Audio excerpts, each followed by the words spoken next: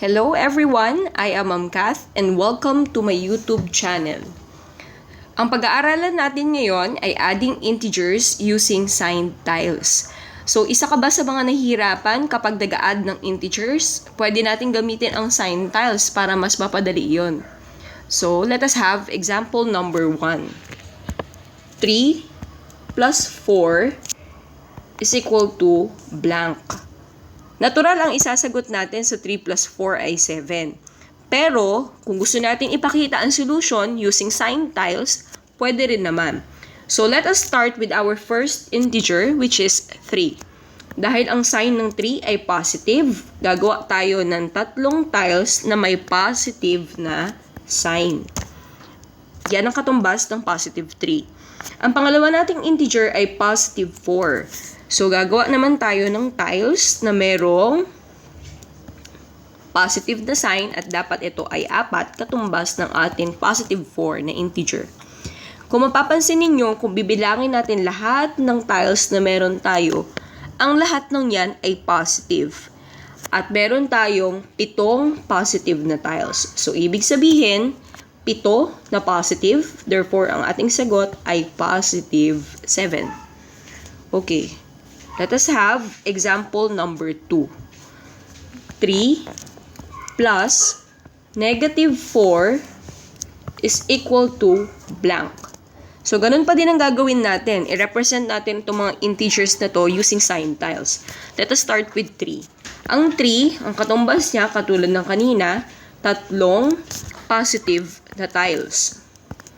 Ang negative 4 naman ay 4. Yun nga lang, this time, kagamit na tayo ng negative na sign.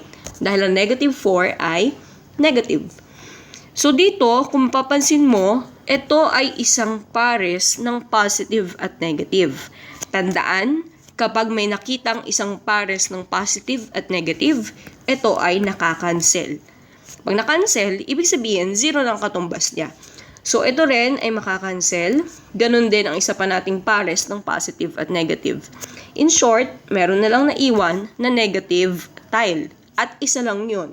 So, katumbas ng isang negative na tile ay negative 1. Third example.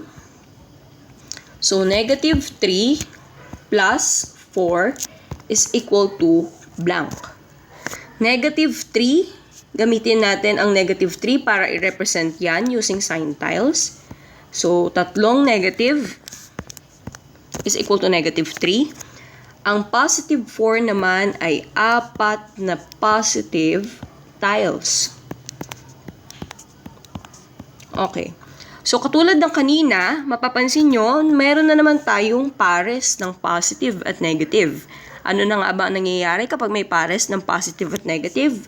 Ito ay nakakancel. So, ganun din sa katabi niya.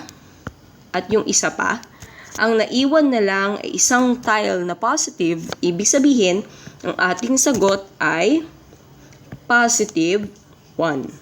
Okay? Pag ang sagot natin positive, no need to write. Okay lang na mawala yung positive sign. Kung meron o wala, okay lang. So, in this example, positive 1 is correct. Next.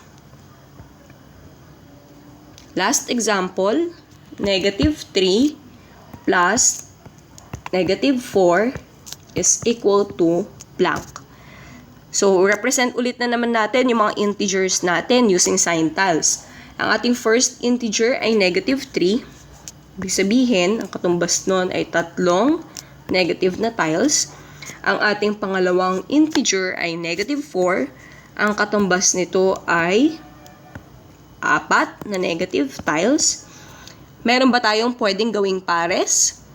Okay, wala po, no? So, wala tayong pares na makakancel. Ibig sabihin, ang lahat ng tiles na meron tayo ay ang magiging sagot natin.